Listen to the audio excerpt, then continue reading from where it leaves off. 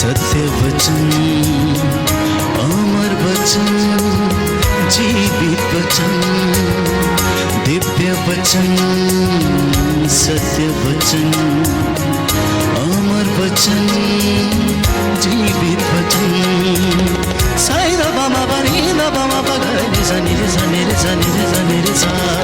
दिव्य वचन, सत्य वचन, अमर वचन, जीवित वचन, दिव्य वचन, दिव्य वचन।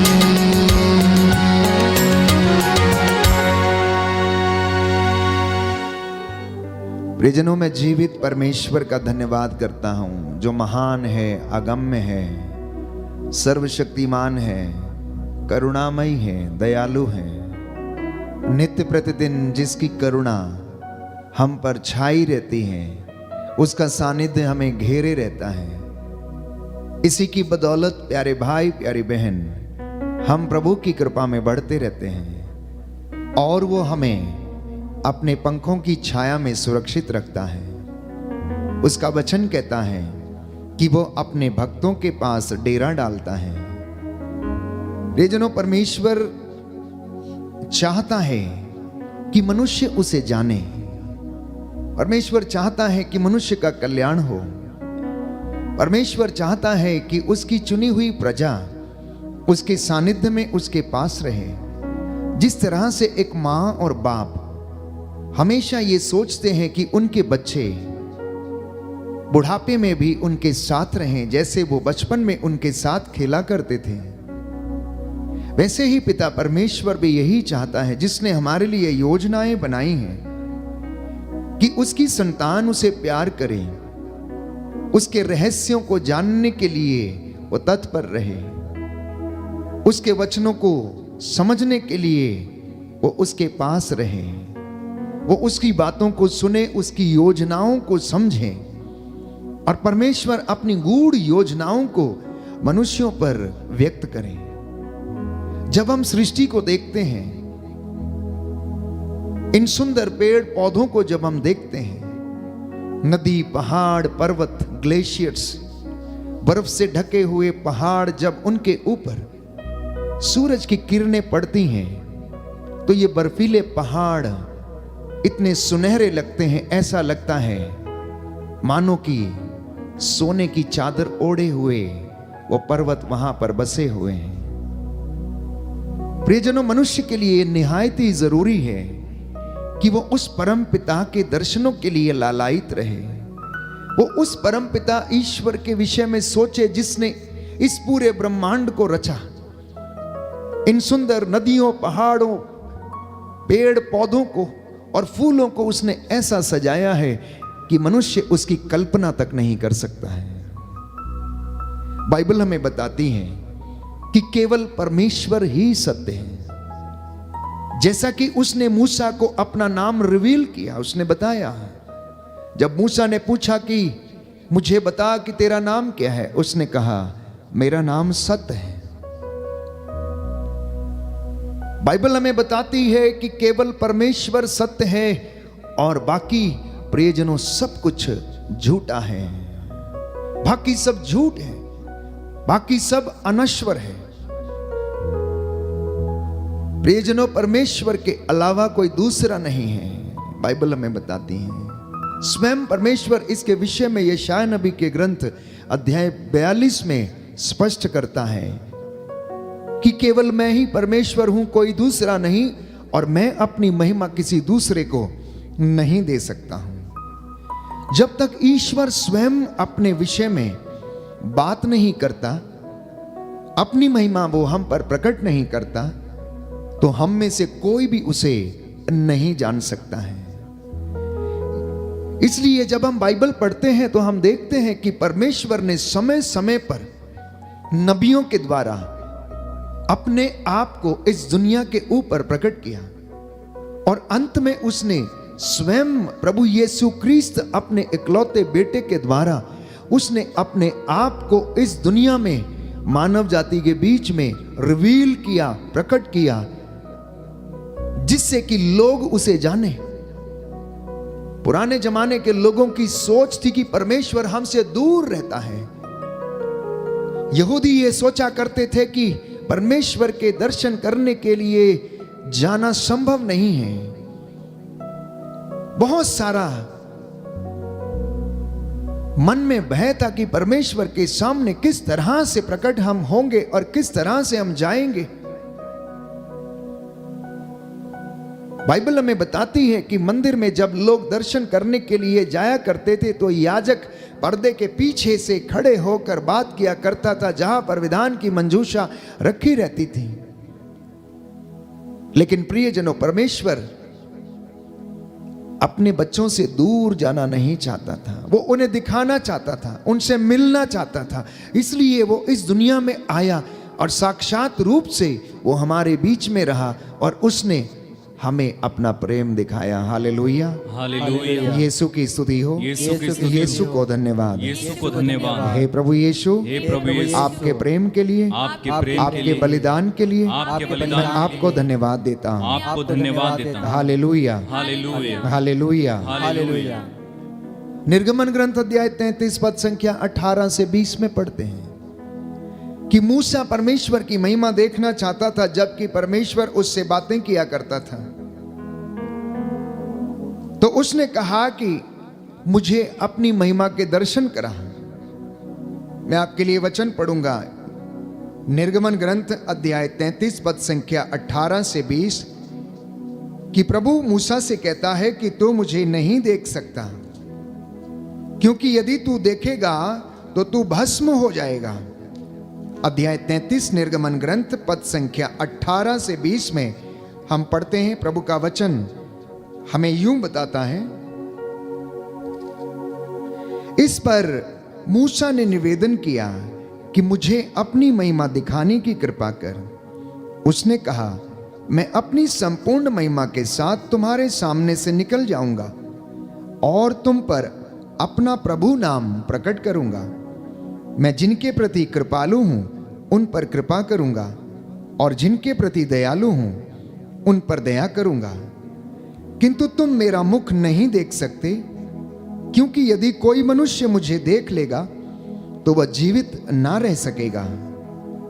प्रभु ने यह भी कहा कि मेरे समीप एक स्थान है जहां तुम एक चट्टान पर खड़े हो सकते हो, और जब तक तुम्हारे सामने से मेरी महिमा नहीं निकल जाएगी तब तक मैं तुम्हें चट्टान की दरार में रखूंगा और तुम्हारे सामने से निकलते समय अपने हाथ से तुम्हारी रक्षा करूंगा।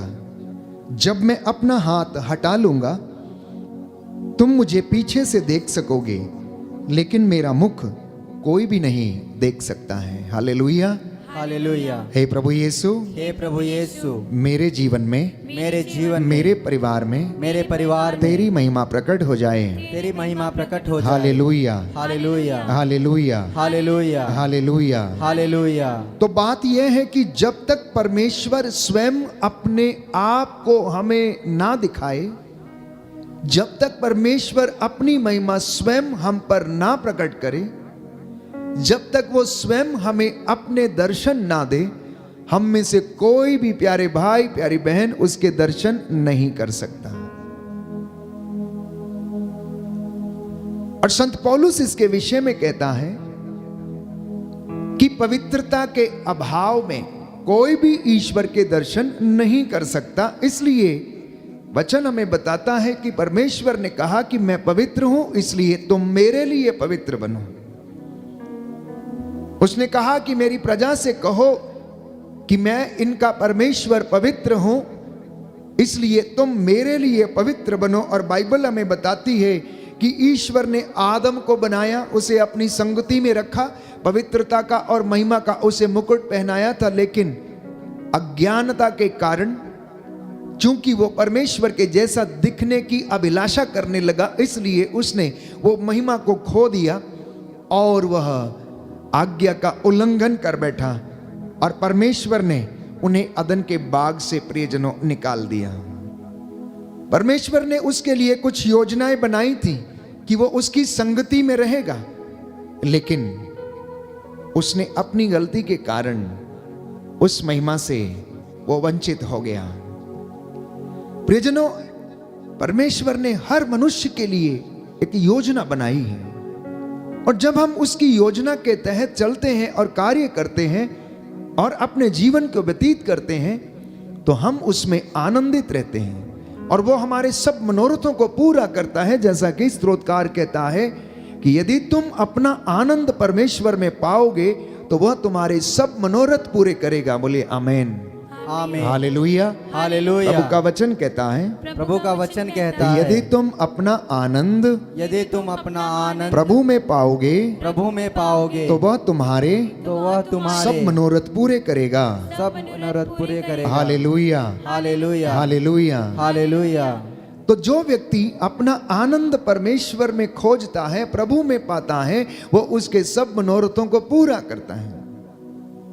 लेकिन जब हम परमेश्वर से दूर चले जाते हैं, उसकी योजना को हम भूल जाते हैं, उसकी योजना को हम समझ नहीं पाते हैं, तो प्रियजनों, प्रभु हमें उस परिस्थिति में रहने देता है।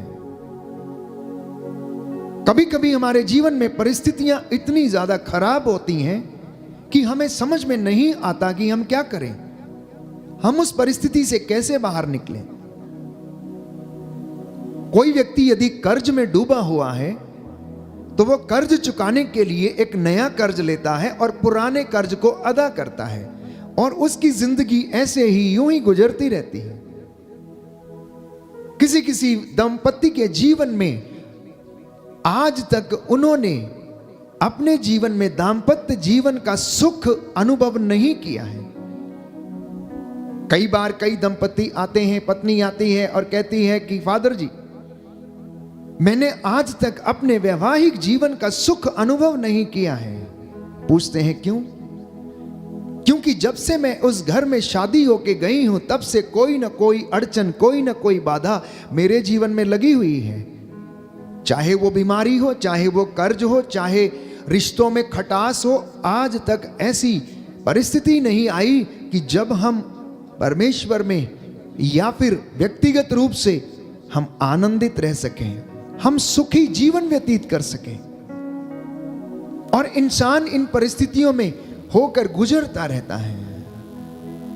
हो सकता है वो हमारी किसी कमजोरी की वजह से रहा हो सकता है कि हमने वचन को ना समझा हो सकता है परमेश्वर के रहस्यों को समझने का हमने प्रयास ना किया हो, या फिर हो सकता है परमेश्वर के वचन से हम दूर चले गए हों, जिस तरह से आदम और हवा दूर चले गए थे। एक दूसरा उदाहरण नबी योनस के ग्रंथ में हम पढ़ते हैं कि नबी योनस को परमेश्वर ने कहा कि निनवे शहर जाओ और निनवे के शहर के लोगों से कहो कि प्रायश्चित करें, क्योंकि आज से 40 दिन के बाद निनवे शहर को मिटा दिया जाएगा, उसका सत्यानाश हो जाएगा, सर्वनाश हो जाएगा, वो समाप्त कर दिया जाएगा, क्योंकि वहां पर पाप बहुत ज्यादा अधिक बढ़ गया था। लेकिन योनस वहां पर जाना नहीं चाहता था। वो प्रभु का चुना हुआ सेवक था, लेकिन उसने निनवे जाने से इनकार कर दिया और उसने उल्टी दिशा का जहाज जो तार्शिश जा रहा था उसका टिकट ले लिया और उसमें सवार हो गया और वो उल्टी दिशा में चला गया। परमेश्वर से भागने लगा, परमेश्वर की आज्ञा का उल्लंघन किया, और जब वो समुद्र में जा रहा था तो प्रियजनों, अचानक वहां पर तूफान आता है, जहाज डगमगाने लगता है, लहरें उसे छिन्न भिन्न करने लगती हैं और जहाज को चलाने वाले जल्दी जल्दी सारा सामान उठाकर समुद्र में फेंकने लगते हैं। लेकिन योनस प्रियजनों आराम से सो रहा था। और हम जानते हैं कि पुराने जमाने में यह जानने के लिए कि किसकी वजह से यह समस्या आई है, लोग चिट्ठी डाला करते थे और देखा करते थे कि कौन इसका कारण है, कौन इसका किसकी वजह से ये ऐसा हुआ है। और उन्होंने चिट्ठी डाली और देखी कि चिट्ठी योनस के नाम निकली है। और वचन में बताता है कि उन्होंने पूछा कि आखिर ऐसा क्यों, तुमने ऐसा कौन सा काम किया है। और योनस ने कहा कि मैं परमेश्वर से दूर भाग रहा हूं, मैंने परमेश्वर की आज्ञा का उल्लंघन किया है, इसलिए तुम ऐसा करो कि मुझे उठाकर इस समुद्र में फेंक दो और ये समुद्र शांत हो जाएगा। इतना ही नहीं, बाइबल हमें बताती है कि परमेश्वर एक मच्छ को आदेश देता है। इंग्लिश की बाइबल में लिखा है, एक मछली को परमेश्वर ने अपॉइंट किया, जिम्मेदारी दी। क्या करने के लिए? प्रियजनों, योनस को निगलने के लिए। योनस को निगलने के लिए एक मच्छ को उन्होंने जिम्मेदारी दी और एक बड़ी मछली आकर उसे निगल गई। योनस 3 दिन और 3 रात मच्छ के पेट में रहा, उस बदबू में रहा, उस बदबू में रहा, उस गंदगी में रहा जहां पर ना तो ऑक्सीजन पर्याप्त था प्रियजनों, और वो मछली के पेट में, मच्छ के पेट में जहां पर गंदी सड़ेहान और बदबू आती है, उस जगह पर रहा जब तक कि उसने परमेश्वर से अपने मन परिवर्तन के विषय में वादा नहीं कर लिया, प्रार्थना नहीं कर ली, और जब तक कि परमेश्वर ने उसके मन परिवर्तन को नहीं देखा, तब तक परमेश्वर ने मच्छ को आदेश नहीं दिया।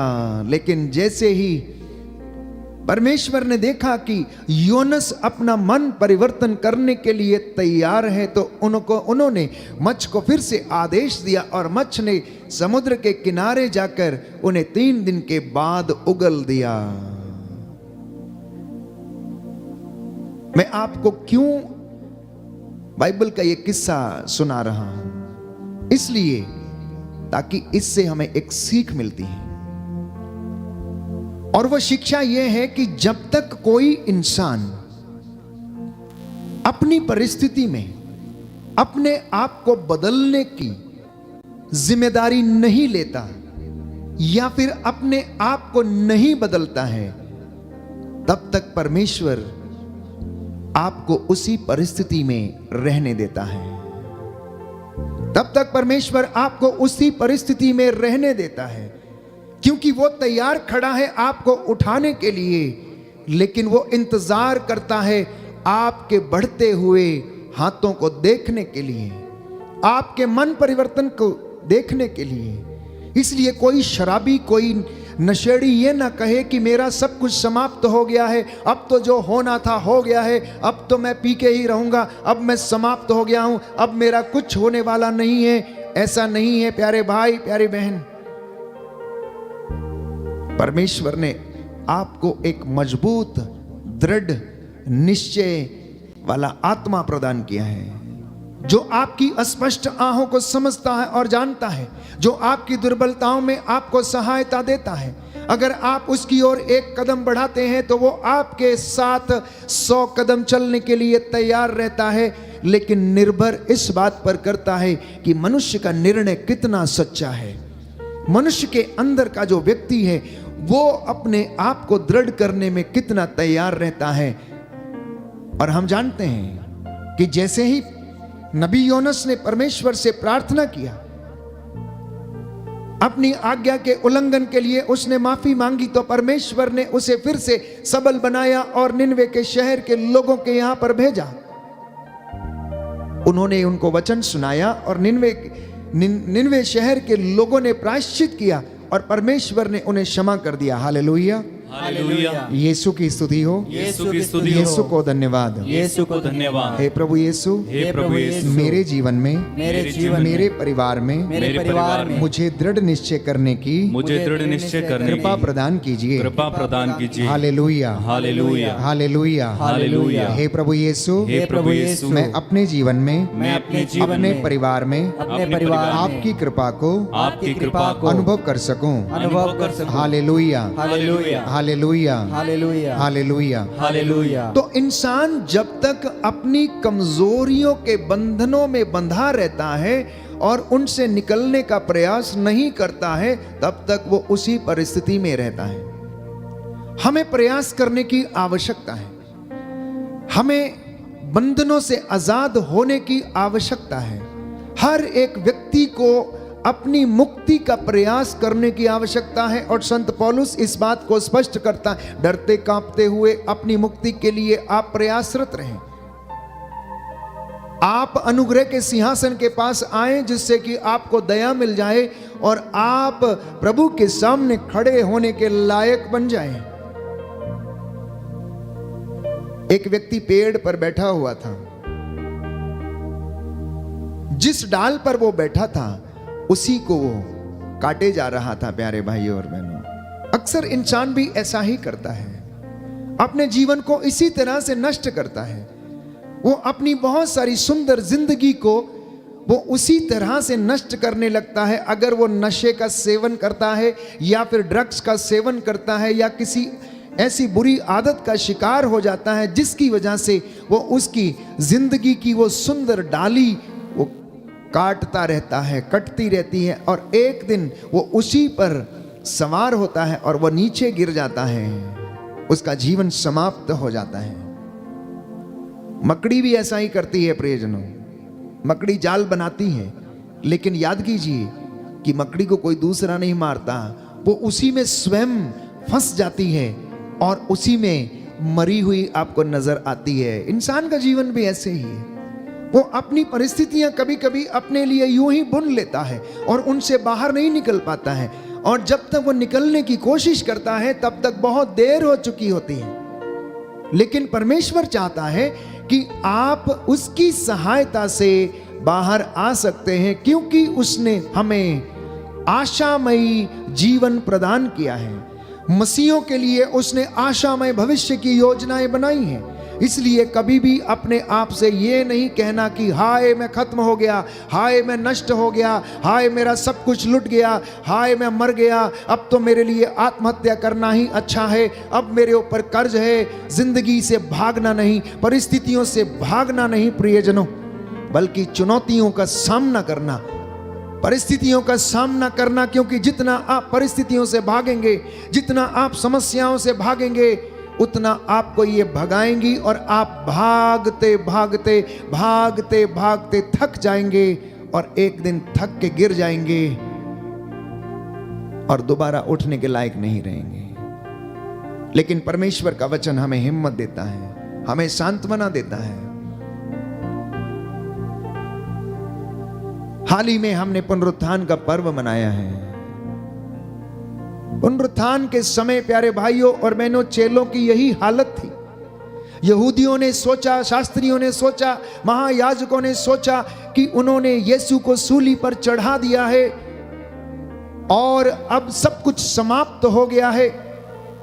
अब यीशु नाम का कोई व्यक्ति रहा नहीं, इसलिए अभी कोई जरूरत नहीं है डरने की, क्योंकि उन्होंने तो उसे मार कर दफना दिया है और सोचा कि सब कुछ समाप्त हो गया है। चेलों ने क्या सोचा? चेले 3 साल तक यीशु के साथ थे। यीशु के साथ उन्होंने एंजॉय किया, खाया पिया, उनके चमत्कारों को देखा, रोगियों को चंगे होते देखा, मुर्दों को जिंदा होते हुए देखा, लंगड़ों को चलते हुए देखा। लेकिन इसी के साथ उन्होंने ईसा की दर्दनाक मौत भी देखी और दर्दनाक मौत देखकर वो घबरा गए, डर गए, कांपने लगे और एक अंधेरी कोठरी में जाकर उन्होंने अपने आप को बंद कर लिया। पेतरुस मछुआरा था और वो कहने लगा अपने अन्य साथियों से कि देखो अब सब कुछ समाप्त हो चुका है। हम पहले मछुआरे थे, एक काम करते हैं, हम अपना पहले वाला धंधा शुरू कर लेते हैं, क्योंकि अब कुछ होने वाला नहीं। मैं तो जा रहा हूं मछली मारने के लिए, अगर तुम आना चाहते हो तो मेरे साथ चलो। उनमें से कुछ एक अमाउस के रास्ते पर चल दिए, वो यरूशलेम छोड़कर जाने वाले थे। प्यारे भाइयों और बहनों, अक्सर हमारी जिंदगी में भी यही दशा है, अनेक परिवारों की यही दशा है। पति पत्नी में मनमुटाव है, सोचते हैं सब कुछ समाप्त हो गया है और तलाक की बात आने लगती है। कर्जा हो गया है, इसलिए आत्महत्या करने की बात सोचने लगते हैं कि किस तरह से यह कर्जा अदा किया जाएगा। जब हम परिस्थितियों से भागते हैं तो ये परिस्थितियां हमें और ज्यादा भगाती हैं। लेकिन प्रियजनों, इन सारी परिस्थितियों का डटकर सामना करना इसी के विपरीत एक दूसरा उदाहरण मैं आपको देना चाहूंगा। अय्यूब के ग्रंथ में हम पढ़ते हैं कि अय्यूब ने इन सारी परिस्थितियों का सामना किया। जब परिस्थितियां उसके विपरीत थी, उसके बच्चे दब के मर गए, उसकी सारी संपत्ति, उसके जानवर सब कुछ लुट गए, सब कुछ समाप्त हो गया। एक अकेली उसकी पत्नी जो उसके साथ थी, वो भी एक दिन आकर कहने लगी कि तू रोज अपने ईश्वर की आराधना करता है और उसने तुझको ये सिला दिया है, अब तू उसे कोस और तू मर जा। जानते हैं बाइबल क्या कहती है? बाइबल कहती है कि अय्यूब ने फिर भी अपनी जीवा से, अपनी जीभ से परमेश्वर के खिलाफ एक शब्द भी बुरा नहीं कहा। उसने यही कहा, परमेश्वर ने दिया था, उसने ले लिया। मैं नंगा माता के गर्भ से आया था और नंगा ही वापस जाऊंगा। प्रभु ने दिया था, प्रभु ने ले लिया। यदि उसने मुझे सुख दिया और मैंने ग्रहण किया है, और अब वो अगर मुझे दुख दे रहा है तो मैं उसे ग्रहण क्यों ना करूं। उसने, प्यारे भाइयों और बहनों, परमेश्वर की योजना को स्वीकार किया और परमेश्वर ने उसके लिए महान योजनाएं बनाई थी। प्रभु का वचन हमें बताता है कि परमेश्वर ने कहा कि मैंने तुम्हारा परिष्कार आग की भट्टी में नहीं किया है, मैंने तुम्हारा परिष्कार कहां पर किया? दुख की भट्टी में किया। संत पौलुस कहता है, जो दुख हम भोग रहे हैं, जिन विषम परिस्थितियों से होकर हम अब गुजरते हैं, वो आने वाली महिमा की तुलना में कुछ भी नहीं है। Hallelujah, hallelujah, hallelujah, hallelujah. Yeshu की स्तुति हो, यीशु की स्तुति यीशु हो, को धन्यवाद, यीशु को धन्यवाद, यीशु की आराधना हो, यीशु की आराधना, यीशु की महिमा हो, यीशु की महिमा, यीशु को धन्यवाद, यीशु को धन्यवाद। हे प्रभु यीशु, हे प्रभु यीशु, मेरे जीवन में मेरे जीवन में कष्ट और परेशानियां कष्ट और परेशानियां जब आ जाते हैं, जब आ जाते हैं, मेरा सहारा बन जाइए। मेरा सहारा बन जाइए। Hallelujah, hallelujah. हे प्रभु यीशु, हे प्रभु यीशु, मैं अपने दुखों में, मैं अपने दुखों अपने में, कष्टों में, अपने कष्टों में आपको सदा याद करता जाऊं। सदा याद करता जाऊं। Hallelujah, hallelujah, hallelujah, hallelujah, hallelujah. Hallelujah. तो इसलिए आज के दिन में प्रभु हमसे चाहता है कि हम अपनी उम्मीद को कायम रखें, क्योंकि मसीहों को प्रभु ने आशामय भविष्य की योजनाएं दी और उन्हें आशामय जीवन के लिए बुलाया। और क्या किया जाए? क्योंकि विधर्मी अत्याचारी, तुम अपनी दुष्टता की डींग तुम क्यों मारते हो? कपटी, तुम्हारी जीभ तेज उस तरह के जैसी है, कपटी जीवा, हर विनाशकारी बात तुम्हें प्रिय है, इसलिए अपनी इस जीभ को इस प्रकार की विनाशकारी बातें ना बोलने दें, अब शब्द ना बोलने दें। हमारी ये जीभ प्रभु की महिमा के लिए इस्तेमाल हो, हमारी ये जीभ प्रभु के वचन बोलने के लिए इस्तेमाल हो, हमारी ये जीभ प्रभु के लिए, प्रभु के वचनों के द्वारा लोगों के लिए आशीष का कारण बन जाए। प्यारे भाई, प्यारी बहन, आज का वचन ये हमें संदेश देता है। और प्रभु हमारी बाट जो रहा है, वो हमारा रास्ता देख रहा है कि हम उसकी आज्ञा को माने, उसकी योजनाओं को अपने जीवन में हम समझें और प्रभु की आशीष को हम ग्रहण करें। आइए हम प्रार्थना करें। परमेश्वर की आत्मा हम पर इस वक्त छाई हुई है, वो हमें अपने अधिकार में ले और हमें चंगाई प्रदान करें।